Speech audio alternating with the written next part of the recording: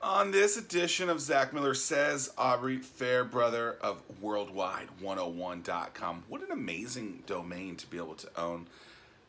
It's pretty crazy that they were able to get it. It's a staffing as a service business. I've been talking to them for many months to get them on the show, and finally, it is here. We talk about what a VA is, ways to improve your staffing, how to create content, understanding marketing and sales and the content that is getting the attention that you want it to, and a bunch more. And of course, we talk about the disc profile. Are you ready? Here we go. So it's almost fall when we're recording this, and you live in what I expect and anticipate to be a beautiful fall place. Is there like a time of year that is your favorite in Michigan? Absolutely the fall. Yeah. I mean, it only lasts like 3 weeks here, and then it goes straight into winter for the next 10 to 11 months. But So two fall, seasons there? yeah, basically 2 seasons. This little in between of fall is gorgeous, though. I mean, it's like 65 out, it's sunny, it's beautiful. So it's a good time to be in Michigan right now. Hmm.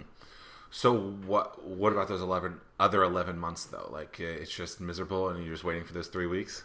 I had to buy one of those fake lights that gives you like UV light so you can like function on a daily basis. It's Is that a just real thing? dreary. Yeah, it's a real thing. It's like a tiny little light sits on your desk. It kind of delivers you, I guess, the feeling of sunlight. It's only my second winter in Michigan, so I'm still getting used to the dreariness. I mean, it snows, of course, like that's fine, but it's the cloudiness that really gets you, I think. Very interesting. Where'd you live before Yeah. that? Colorado for 4 years, so lots of snow, but the sun's always out in the winter, which is, if you don't know, Colorado has 300 days of sunshine. Could promote them all day. So yeah, it's just hard to get used to not having that. You got to come up with fake ways, taking some vitamin D and everything. But I mean, then it's a beautiful summer and it all comes back around. Right out of college, I was applying to jobs, and there was a one on the Upper Peninsula of Michigan, and my mom's father had lived there, and he had passed, but she had told me the story of like, you do realize the Upper Peninsula is like basically the North Pole, and Right. obviously it's not the North Pole. So people that are like, oh, you don't know you don't know where you're living. Like, I know it's not the North Pole, but it's pretty high Basically. up there, Yes. and Oh yeah. I'm thankful I didn't get that job. I don't even know that I actually even applied for it, but very cold because I have some friends who have lived there since, and they're like, yeah, it's like -40 today. It's like, Yeah. I mean, it's only like 3 hours north of here and it's a different world. It's like mm. just freezing. So I couldn't do it. Couldn't So, do it. so we live in a world now that I think is amazing because of the possibilities, right? So I don't know how old you are. I'm 34, and growing up, like I had dial-up internet, Yes, me and too. that is something that when I have kids, I'll tell them like, oh, dial-up internet is this thing where like if someone else picks up the phone, it screws up your entire world. But content is so big now because of the internet, right?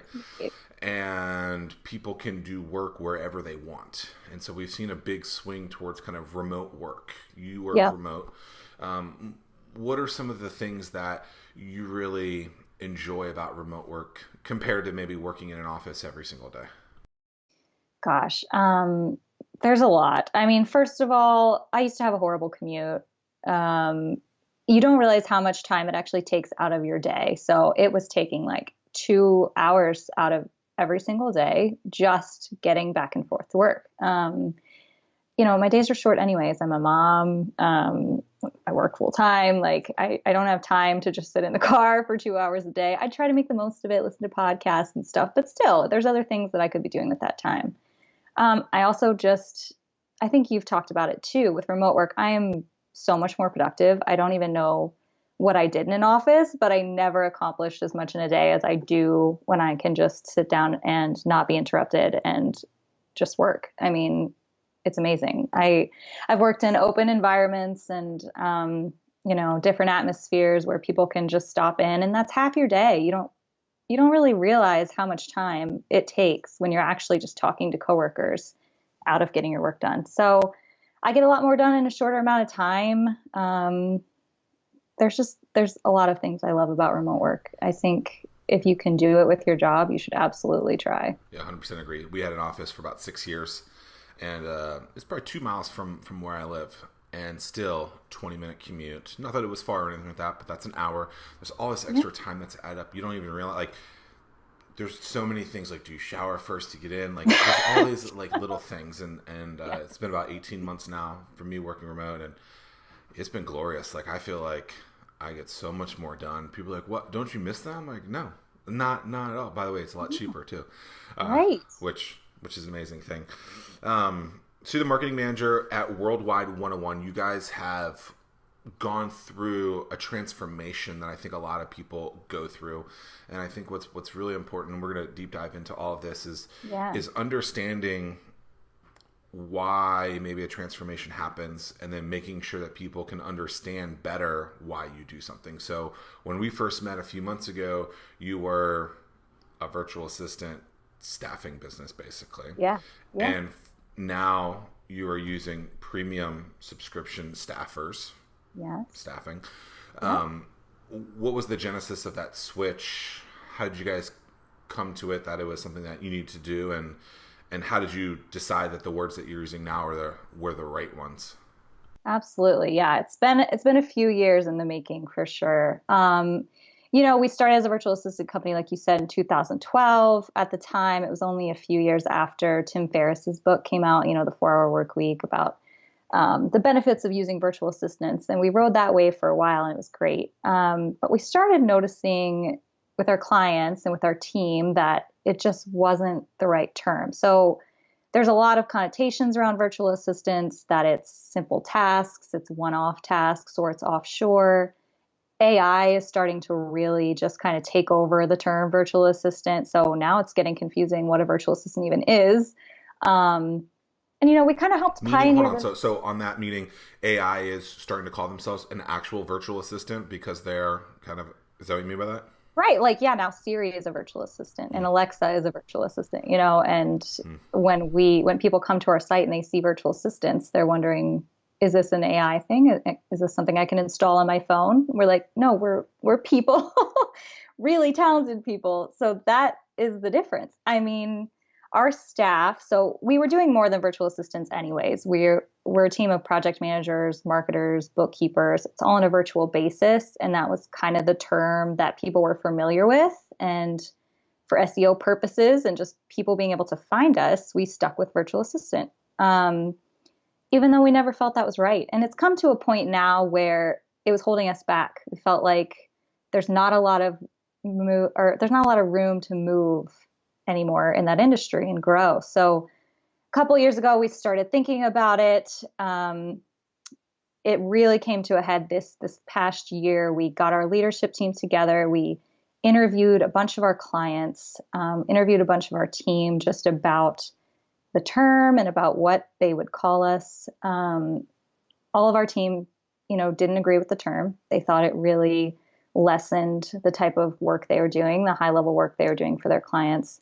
And none of our clients said they refer to their team member as a virtual assistant. They all talked about their agility and their experience. And I think it was one of our clients specifically who said he runs an accounting business. He's a solopreneur, and he said, it's so much easier for me nowadays than it was for my grandfather who did this.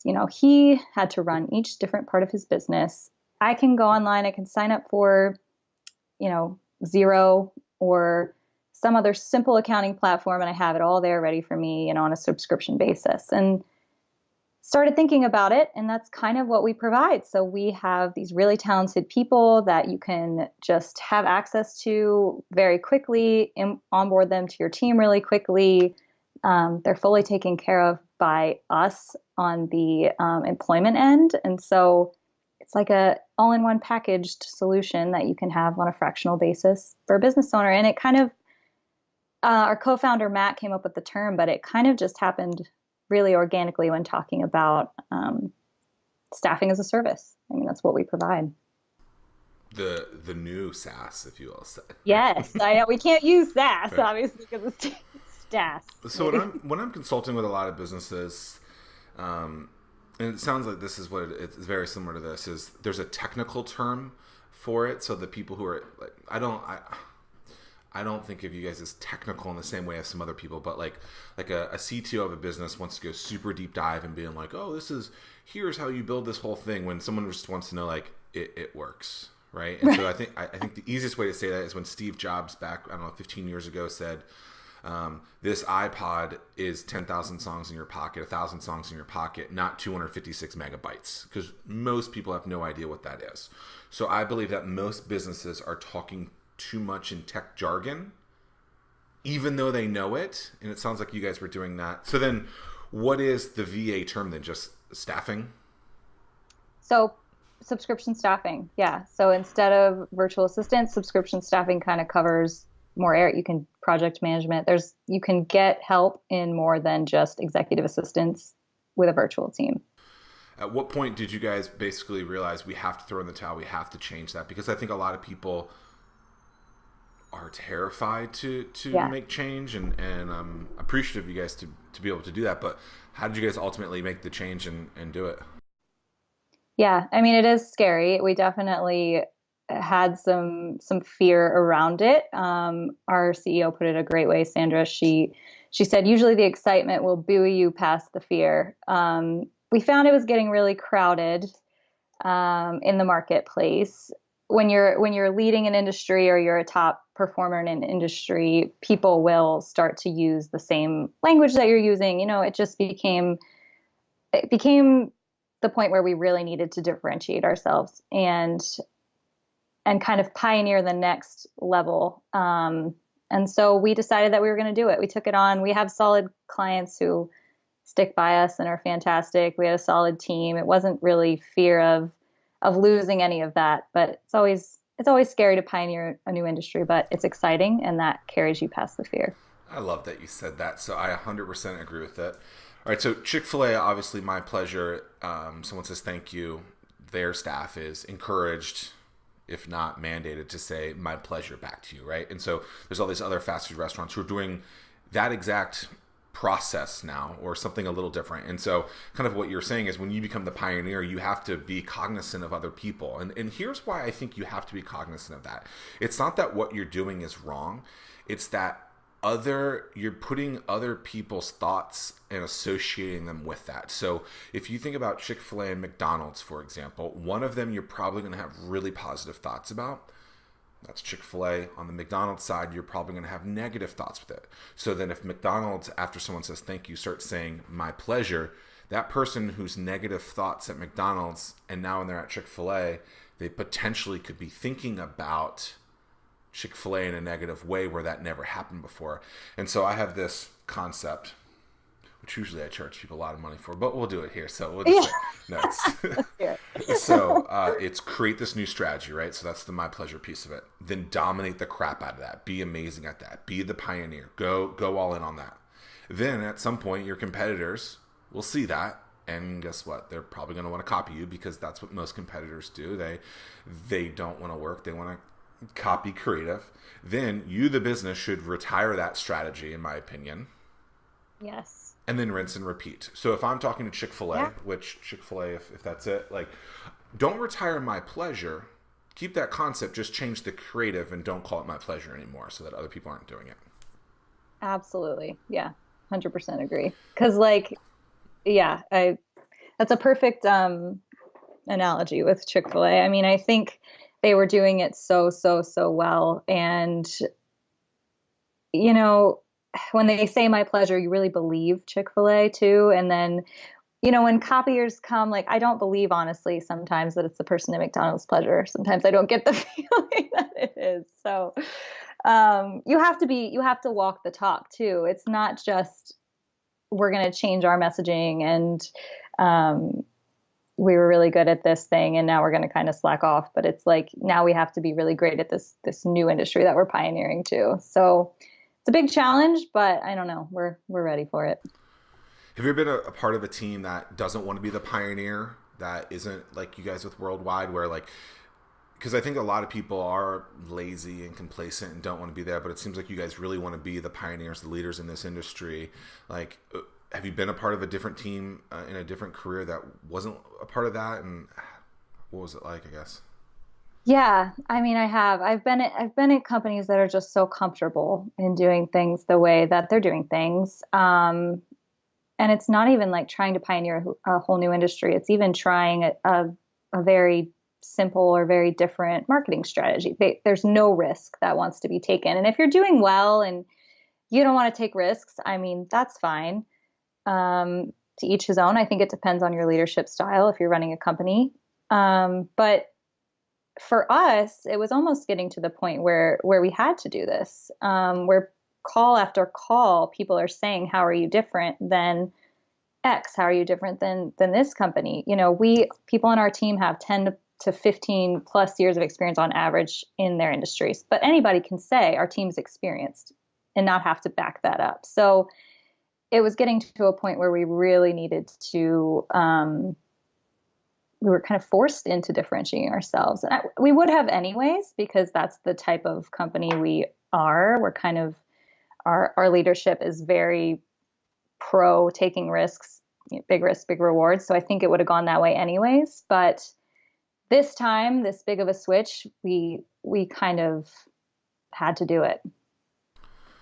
So is that a marketing challenge then when people say, what makes you different? Like, because they're basically saying you're a commodity then, right? Oh, you're just like everyone else. Like, so is that a marketing challenge? Is that a sales challenge? Is that a both challenge? Is that what kind of challenge is that to you? I think it's a whole company challenge, really, because we are different because of every different part of our company and the way that they do things. Like, we're different because our recruitment team has implemented these really strict screening processes to find the right people. We're different because our sales team actually talks to the clients to get to know what type of personality they're looking for, very, instead of just people's skills. I think it's definitely a marketing challenge. I'll say the hardest for sure. Just kidding. But a marketing challenge to tell the right story of why we're different. Because we have a really, I guess, unique story. So yeah, I think it's every part of the business. It becomes a big challenge to really unify on that message and explain how all these different parts of our business working together makes us different. How do you understand, decide, I don't know what the exact word is, but how much is too much, right? So some people want to hear that full story. Some people just want to know that you can help me with my problem. So doing marketing, how do you differentiate? How do you decide, like, okay, I need to tell the long form version or the short form version?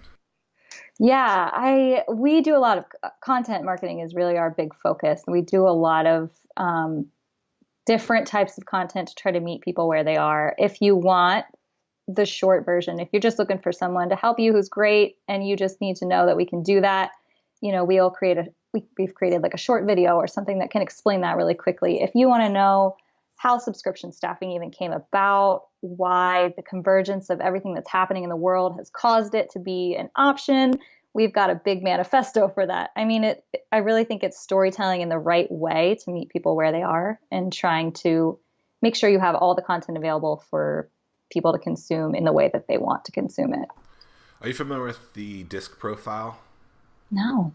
Okay, so I learned about it many years ago, but I took it maybe 3-4 years ago. So basically, it's some questionnaire, and I can't remember if it's from a psychology perspective or what, but it's DISC, and basically half of the people are like the dominant or the extroverts of the world, Mm-hmm. and then the other parts are the introverts.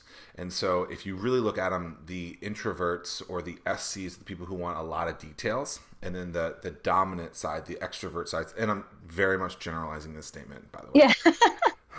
Yeah. So I believe, and I've been looking for studies, but it seems like those that are on the DI side of it, so more the extrovert, are the ones that are like, just give me a button to click and I'll buy it. And the other side of it, the introverts or the SC side of it, who want a lot of content, are the ones who would like the long form emails or the long form websites. Have you done any kind of studies or anything about that, where it's more like the extroverts who might want the quick answer And the short answer for the more introverts, obviously very generalizing there, but have you done anything from a psychology standpoint there? Yeah, and it's kind of interesting because I mean, most of the people who get in touch with us are business owners who, even if they are introverts or the SC, are so busy and so overwhelmed that this is why they're coming to us. They need, there's they need help because they are so overwhelmed with their workload. And so they don't even though they want to, they don't even have time to kind of listen to the long form version of how it all works. But then we'll notice they come back later with questions. So these are the people that want all the basic info up front and then kind of take it away and think about it. Come back and ask some more little questions, take it away and think about it in chunks because they're busy. Obviously, the extroverted people, the D's, you said DIs, Mm-hmm. they, It's technically two different groupings, right. but The yeah. the more extroverted or more we want something really quick people, they'll come, they'll look at a couple. Usually it's the client testimonials. I think that's usually the most powerful thing. If somebody else is doing it and it's working, then I'm just going to give it a try. So no real psychological studies into it, but you start to notice patterns between people and you start to really develop personas and kind of get an idea of what each group really needs to know and wants to know. I think it's like a pattern watching.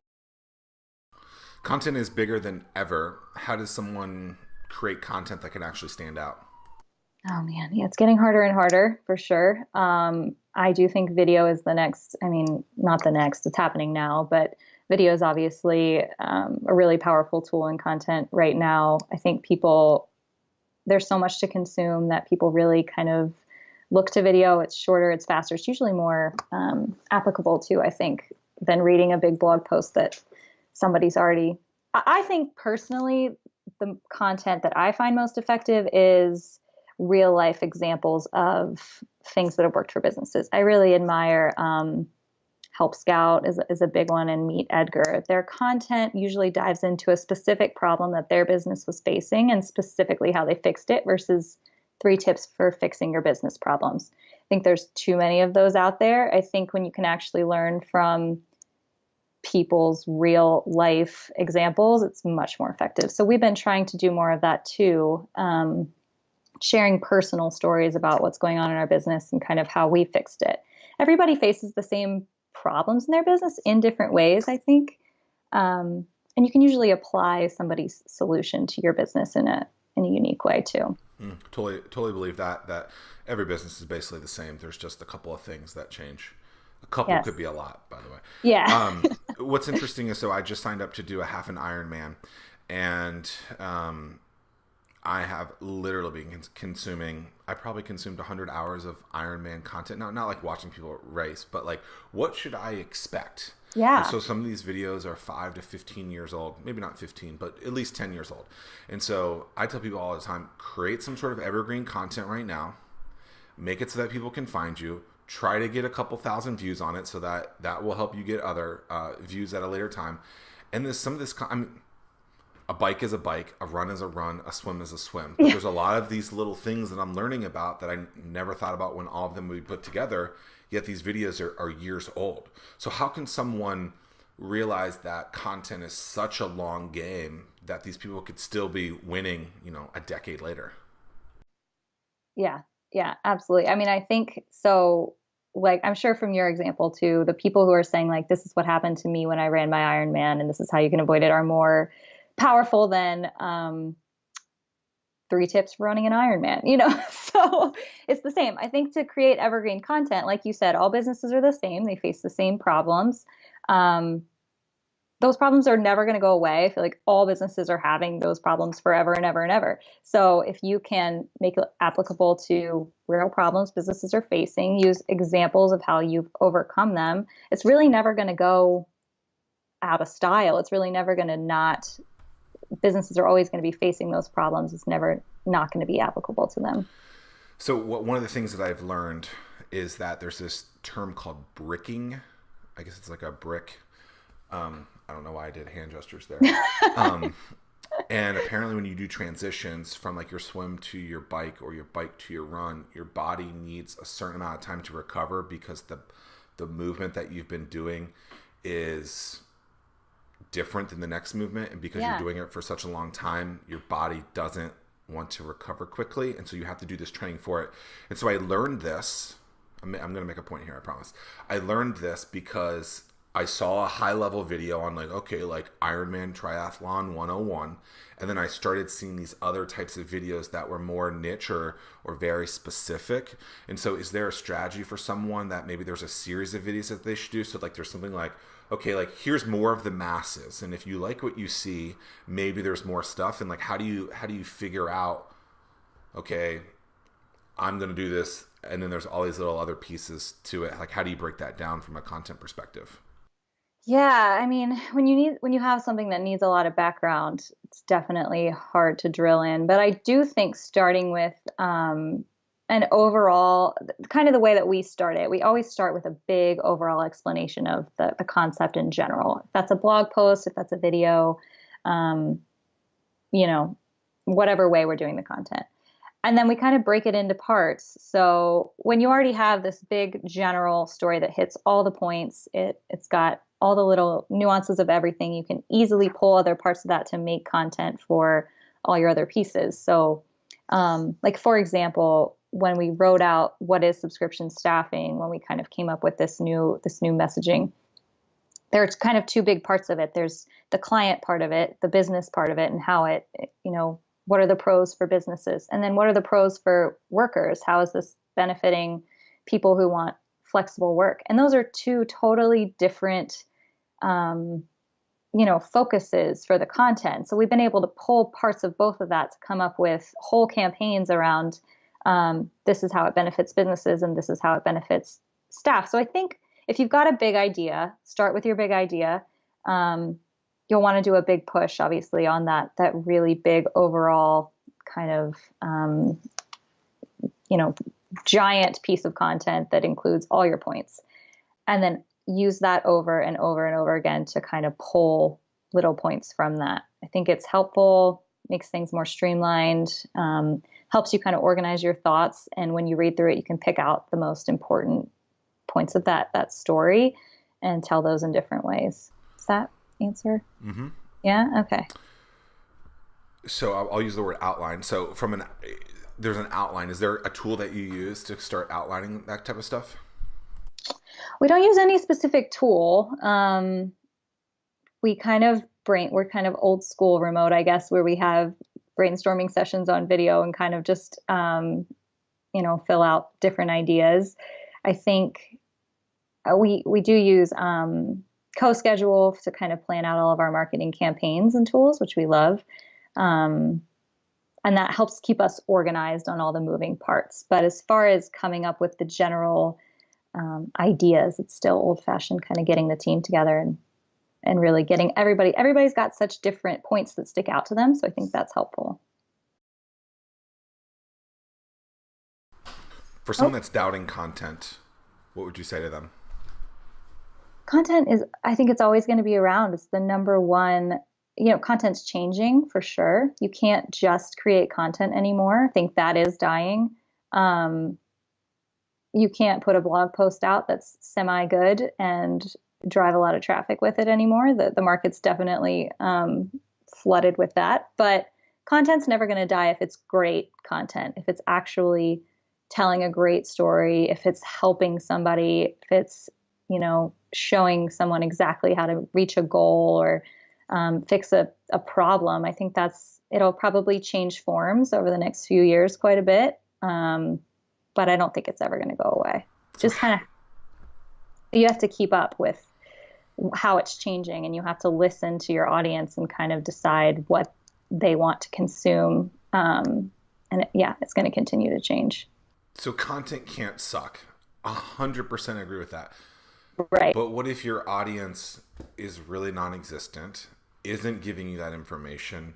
Because I think there is a ton of really good content out there, and that just person hasn't become internet famous yet. Yeah. Right? Like I tell my clients this all the time. Like I might have a decent following, but I don't have, Gary Vaynerchuk following, right? And so that doesn't mean that my content is not good. It just, in my opinion, hasn't been found yet to the masses like that. So how do you not give up or throw in the towel on that, knowing that you really think it's good? It just hasn't really resonated to the status that you want it to. Yeah, I would suggest that people continue looking for different outlets. I mean, you don't have if your content is fantastic, you have a really good chance of it getting picked up by some of these partner sites that you want to, kind of work with to get your content out there. So if there's sites that you admire and you've got great content and you pitch them for maybe a blog swap or a guest post, if they really like your content, they'll probably do it, which is going to introduce you to a whole new audience. I think working with partner blogs and different publications and the niches that you're trying to reach is a really good way to start to get your content out there if it's great and you don't yet have an audience following you. So what's the strategy for that? A partner site? How does that whole thing go down? We do a lot of it too. I mean, normally we look at sites who are producing great content that we really admire, but they also have some sort of simpatico with our business model or some approach that we're taking. We do a lot of research. You need to research the sites that you're looking at. Highly not suggest going out and just doing a generic pitch to everybody. You need to really focus in on some sites you want to pitch to. You need to look at their content, really be honest with yourself whether or not your content is going to fit. Write something that's super interesting to their audience and reach out to them. Most people are, pretty open. If you've got something valuable you want to contribute to their site, I mean, why would you say no? Exactly. Yeah. That's exactly how this whole thing went down. Right? Yeah. You reached out and said, look, we are the greatest company in the world. We need to be on the show. And I said, prove it. No. And it did, because I mean, we knew your content. Obviously, if we had watched your podcast and, it was totally not any type of topic that we knew something about, we wouldn't have reached out. You have to focus on being valuable to the outlet that you're talking to, really. Totally. So a lot of people right now are, in my opinion, very lazy when reaching out to people. They're doing the first step of the work, but they're not really doing the due diligence. So I get a ton of, and you probably do as well, a ton of like LinkedIn messages from people being like, oh, here's my sales pitch immediately. I'm like, hold on a second. Like, what you're selling is literally what I sell. Like, all you have to do is do a little bit of research. Yes. And so some people are like, oh, just ignore it. No, I go off on them. I don't go off on them. I just go, so did you research me and realize that I was not available or I wasn't good enough to do this? The overwhelming majority of them will never respond back. Yep. But to me, it's just a lazy strategy. Oh my gosh. And it so is. I don't know if, and I'm trying to figure out when I first heard this, but I'm a big believer in long game, right? I'm a big believer in play like a lifelong game of business. And someone told me that a person stays at a job for 2 years. That's the average. So knowing that, why would you try to bombard someone with a sales pitch immediately, knowing that you might get a better pitch out of them in 3 or 4 careers? Right. Oh my gosh. It's so funny. My dad actually is the one who really instilled in me, and I think it's a good lesson for anyone, is that you are your own personal brand. And you have to bring, that everywhere you go and make sure you're representing really well. I've been with Worldwide 101 for 5 years now. So I guess that's way over the average now, which seems like 2 years is nuts. I can't believe that's gone down. Didn't it used to be like 10? I mean, I feel like millennials. I blame the millennials. Backpacking across Colorado and moving to Michigan. I mean, it's them. It's all them. That's why they need remote work. Yeah, I was able to take. No, I got an email today from a company who said that they had seen our product, which we deliver a service. And the email was great. I mean, it was beautiful. It was well designed. There were screenshots, but it was so obviously terrible. And we get them every day. I mean, people just don't. They just shoot them out, and it's It's never going to work. It's offensive, honestly, a little bit. I'm a big believer in the reach out to a lot of people. That's the best way to build your brand, your network, etc. But do it in a way that is genuine and real and Yeah. authentic. Yeah. That is not just bombarding, right? Quantity, sure, I get it. You need to get 10,000 emails out to people, but like if you can do that as close to one-on-one as possible, 10 years later, what could happen from that? And I think so Yeah. many people are not genuine. They want that quick escape. They want that quick win. I'm like, that overnight success doesn't happen, right? The new artist that just won, that's 25 years old. The band is 25 years old, basically. It's just Yeah. like these things don't happen. You have to bust your tail for a long time, and hopefully at some point, someone that has some sort of notoriety sees you and goes, "Oh, they're good." No, it's like that old adage. I mean, people don't really listen to anymore, but it's quality over quantity wins every time. I really, truly believe in that. 100%. Yeah. So a staff, right? So I believe that in the business world, we have been encouraged, me as a business owner, hire a lot of people, and that will tell you that you are successful, right? We speak in employees, right? Yep. Your success is how many employees you have, Hmm. right? And you guys are coming in and saying, maybe it's a little bit different, right? So why should I maybe not have a staff in the traditional way? Yeah, I mean, so there's a lot of reasons why I think today it makes so much more sense for businesses. Especially for small businesses right now or solopreneurs, you really need to be agile. Your business is probably changing, your needs are probably changing month to month, and you don't even have the time to you know, post job postings, B, interview 10 people, C, do the compliance and taxation things for each state to hire the people, or even in your state to hire the people. There's just not time for that. So you need an agile solution where you can have instant access to these great people on a fractional basis. I mean, a lot of business owners too, they don't need someone full or part-time for their positions. Sometimes they need 20 hours a month, and they don't want to waste the pay or the time or that person's time on trying to just make up tasks so they can fill a part-time role. It's everything is changing in the way that we operate. You really need to be, it's quick. Everybody's expecting things to be quick and convenient and but still quality, like we talked about, and be able to move fast. I think it's today in your business, it's about moving fast. And we kind of offer that solution. So you don't need to have 10 employees in-house. It saves a lot of money, obviously, not to have those employees in-house, to be employing them, offering benefits, offering office space and equipment. So there's obviously a huge cost savings there as well. There's so many reasons why in today's business environment, hiring people just to hire people or hiring people to grow, it's almost slowing growth to hire people. It's kind of a funny thing now. So I'm gonna tell you a little scenario. So I call those individuals like the Jack and Jills, right? So where Mm-hmm. you're trying to have someone fill a position, and maybe they're gonna do it in a full-time way, but maybe they're not, right? We talked about earlier, how much are people really working? I think people are working maybe 2.5 hours a day when they go to the office, right? Let's Yeah. say it's a 9 to 5, that's 8 hours. They're already taking an hour lunch break, right? So Mm-hmm. then you're at 7 hours, right? Then that hour is really takes 30 minutes to get in and out. So you're at 6 hours. When you come into Yep. the office, you're going to make that coffee. You're going to do water cooler.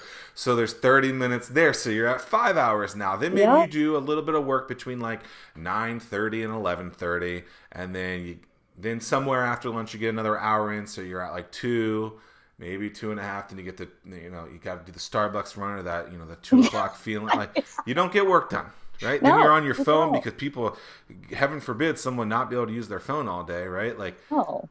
so I totally agree. How much work are you really getting out of people anyway?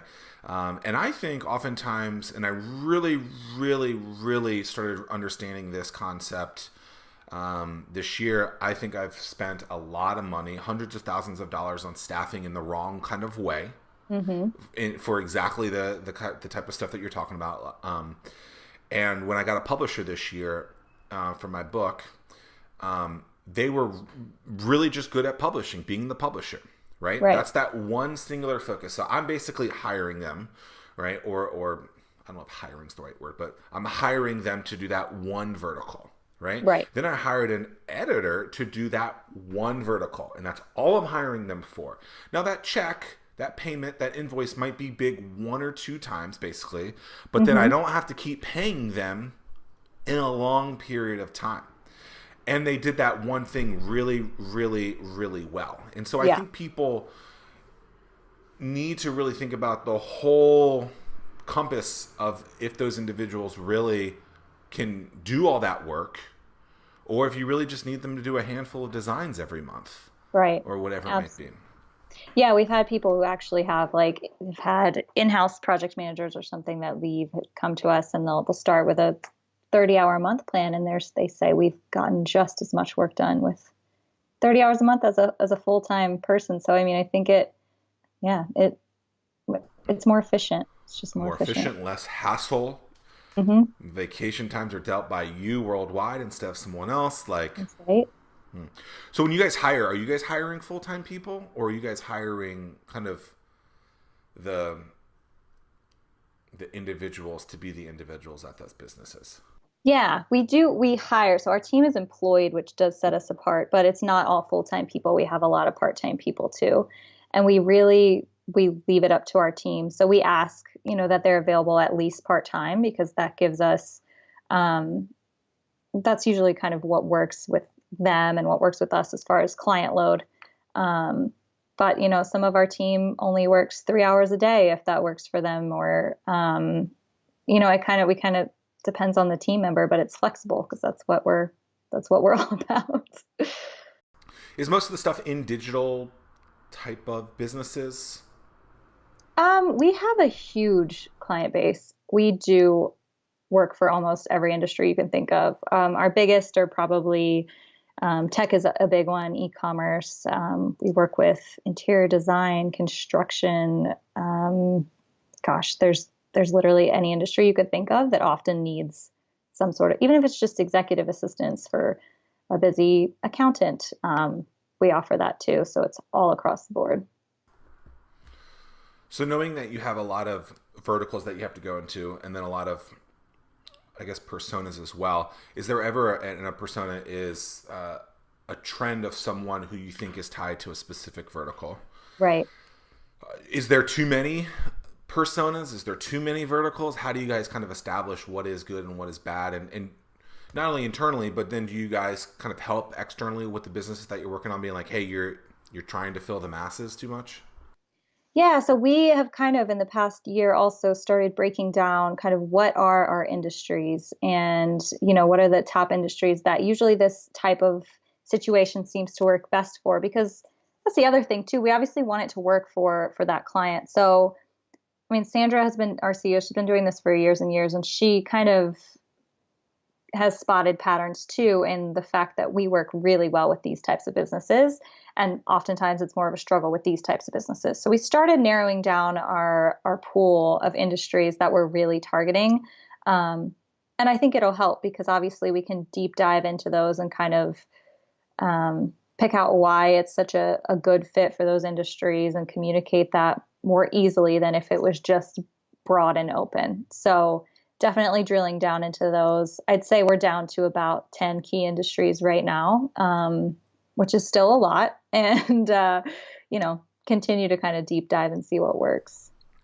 A lot of businesses that work with other businesses and provide services are usually really good at helping the clients that they work with, but Hmm. from their own internal promotion, they are poor at. How do you and Worldwide 101 ensure that you guys are actually still good at promoting yourselves? Yeah. Yeah. I mean, it's a hard focus. We have a small leadership team. It's just the four of us. And so it's a it's a daily kind of conversation on how to up that and make sure we're concentrating on the right things. Obviously, our whole focus for our business is supporting our clients in a really great way. And I don't want to say that we have that almost figured out to the point where it runs itself, but it's kind of gotten to the point where we trust our team so much that because our team is the one interacting with our clients on a daily basis. Um, a lot of times a client will get started with one of our team members and they both kind of forget we exist. We're there in the background offering support, obviously, and other things, but it's really the one-on-one interaction with our team and clients that's supporting the clients. So it's all about trusting our team, which we do, which leaves us then time and energy to focus on promoting us as a company and really getting the word out there for us. We're growing really organically on the client side. So a lot of our client growth is actually word to mouth. But our big effort is finding people, getting really great candidates. So that's kind of where our focus is. How does a business vet an employee or a teammate in the type of world that you're providing? Like, how do they understand that they're getting a good bang for their buck? Yeah. So this is like key to our business success. I mean, this is where we've really had to focus. And a lot of companies in the remote world, I guess, it's easy not to take it so seriously, take people's word. But people kind of think it's crazy. We got 32,000 applications last year. So we're not lacking in applications. But we really had to come up with a very stringent screening process and we put people through the ringer. We really do. I mean, if you're going to apply with us and you're serious about working with us, you're going to go through multiple interviews. You're going to take a little test. We're going to we're going to call your references and actually go through. I mean, it's not an easy job to get, but it's a rewarding job. And so most of the people will kind of stick through that. And that's how it's another way to kind of make sure you've got a great person who's committed, because we want people, obviously, we want to retain our team for the long term, and our clients want that team member for the long term. And we want to make sure that they're serious about it and they're going to stick around. So developing a really rigorous screening process has been kind of the key to success, I guess, for us. 32,000 people is like a large university. Huge. How many of those actually got a job? We hire on average 5 to 6 per month. So very, very, very 5 to 6 people a month? People per month is the rate that we're hiring right now. So you can imagine the sifting that has to happen. Our recruitment team is very hardworking people. Oh, yeah. Wow. But they have great systems too. I mean, again, been doing it for years and are able to spot things really quickly, and just find kind of the needle in the haystack, I guess, which is essentially our service. Absolutely. What's something we haven't talked about? Oh gosh, I guess just I kind of wanted to just mention, because it goes along with kind of my own personal story, and I've been labeled an advocate personality type. So it's kind of the thing that sticks out to me most is the fact that, remote work is great and it's been seen as kind of a perk since it started. Employees are using it as an employee perk. But there are a lot of people out there who need remote work, who it's not just a perk, it's not a want, it's a need. We have so many people on our team. I was a military spouse previously. The struggles with finding a job you can keep through numerous moves, people on our team who are taking care of their aging parents and have to travel, or their kids. There's so many people who this type of work is not only a want. And I think that more companies need to start realizing that it's your benefit to give these great performers the environment which they can perform at their best.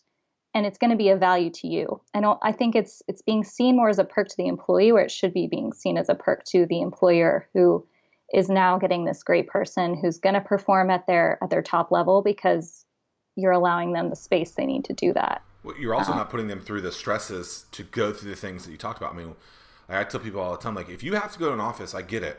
Sure, but don't sit in traffic for an hour. Leave, go an hour earlier, do an hour later. Like, figure out a way to manipulate that scenario so that you're not in a negative mode your entire life. Like, these are all decisions that people make. And for whatever reason, some marketing guru has told people to live a terrible life. Yeah. And I'm just like, that is not the way to do it, right? And so you and I both work remotely now. I'm still somewhat fresh into this, I guess. Even though I've been doing it for over a year now. And like, I can't believe I wasted so much time not doing this. I know. It's I've like, worked at companies where you come in at 9:05 and it's like, it's like the world is crashing down, or you leave at 4:55 instead of 5. It's like this weird, totally just human, non-business related expectation that's just, it's not working for people, it's not working for businesses. I mean, I think but it that's just, decades of hearing something from people, right? So like, yeah. when you get to a job, you have already been told since the age of 5 to 25, this is the expectation. And until we start getting that into elementary schools, kindergartens, middle schools, high schools, and even colleges, that's not going to change. And so those scenarios have got to change and get down to people earlier, because I know for me, a lot of people have a very similar story, but I follow the path that people told me to follow, do good in school, which I didn't do, then hopefully get into college. I did do that. Then go get a job, then go up the corporate ladder, blah, blah, blah, blah, blah. Like, that was not the right path for me. Yes, I had to endure something, but no one told me I could do something different. And so until we start sprinkling some of that, fairy dust in elementary schools, and I think Shark Tank and lemonade stands and all those things are helping a little bit, especially for starting a business. But like, you can push back a lot more than you think you can and not be disrespectful. Right. And I think so many people just don't give in, or give in too early, instead of being like, I want more, and I want more for my life. Yeah. And I think that's important. So I appreciate you being an advocate for that. Yeah. And it's just a performance thing too. I mean, one of the other things our team like gets to choose. So we don't assign people clients. We say, this person I think would be great for you. And they say, oh yeah, I'd like to work with them, or I'd not. If we're forcing people to work on projects or work with clients that they don't find interesting, they're not going to perform at the same level. It's just that control, like we talked about, like not only with flexible schedules, but what you were doing didn't work out for you. And now you're doing something that you're passionate about. And I'm sure you feel more energized and more, you give it more effort. And I think that goes for every single person out there. You need to be doing something that you're energized about. And if we just let people do that, have more freedom of choice and have more flexibility to work the way that they need to work, every business is going to be better off. I used to give it 31%. Now I give it 34%. So, 3% increase. That's a big jump in some ways. But I think people get stuck and they feel like, when I worked in TV news for 3 years, like I was miserable for about a year and a half of that. And people are like, oh, well, what are you going to do? And I'm like, well, most people would either stay in this career, do something really, really bad, or maybe something slightly different. I was like, I'm going to do something even crazier. And I'm just going to basically leave this thing that I put in $100,000 for, and we'll see what happens. And here we are 11 years later. All right. It's awesome. It's awesome. I think it's very brave, and I think it pays off in dividends for sure. Is there anything else we need to talk about that we haven't? I don't think so. I think we honestly covered all of it. I mean, yeah, if anybody wants to learn more about subscription staffing, they can definitely visit our website, worldwide101.com. Was that URL something that you guys got on your own? Did you have to buy it from someone? Like, did it just happen to be available? No, yeah, we just got it back in the day, back when we bought it. Way back when. Which is really unusual. And yeah, it's a good website name. Yeah. There's always some good ones. They're like, oh, wow. Can't believe that's available. Yeah, I know, right? I know. I've learned that there's like a big business around just buying URLs. There are definitely some websites that I would love to buy but are too expensive. And I'm just like, nope. I know. It's hard. So, I tell people all the time, try and buyyourname.com. Absolutely. And I say that because I don't own my own.